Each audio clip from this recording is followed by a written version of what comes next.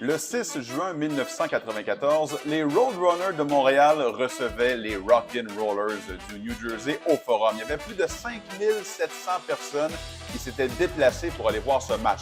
Et en plus de tout ça, il y avait Luc Julina qui avait été envoyé par RDS pour parler, entre autres, à l'entraîneur des Roadrunners, Yvan Cournoyer, et aussi au gardien des Rock'n'Rollers, Daniel Berthiaume.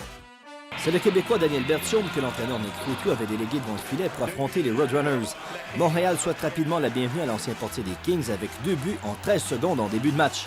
Martin Lacroix se moque de Berthiaume avec une superbe feinte, puis Guy Rouleau complète une belle pièce de Patrice Lefebvre, 2 filets inscrits en supériorité numérique. Les Rock'n'Rollers égalent le pointage avant la fin du premier quart, mais Montréal frappe avec 3 buts en 49 secondes dans les premières minutes du deuxième engagement. Il est temps de le dire, et c'est 5-2 pour les Roadrunners. Le New Jersey s'approche à un but avant la mi-temps et prend ensuite le contrôle du jeu à son retour du vestiaire. Les Rock'n'Rollers profitent de plusieurs avantages numériques ainsi que de beaux arrêts de Berthiaume.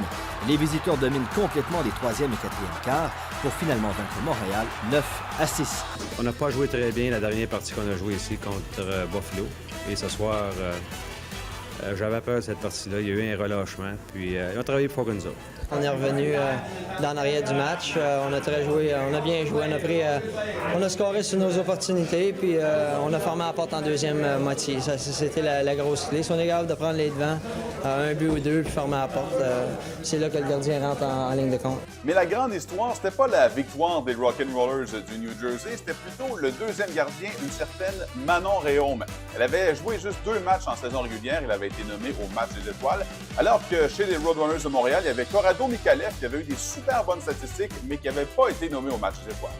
Si tu me demandes si je mérite d'être là, je vais te dire non, je ne mérite pas d'être là. J'ai pas joué assez de matchs, mais c'est pas ma décision. J'ai signé un contrat avec la Ligue, puis la Ligue m'a demandé d'être là.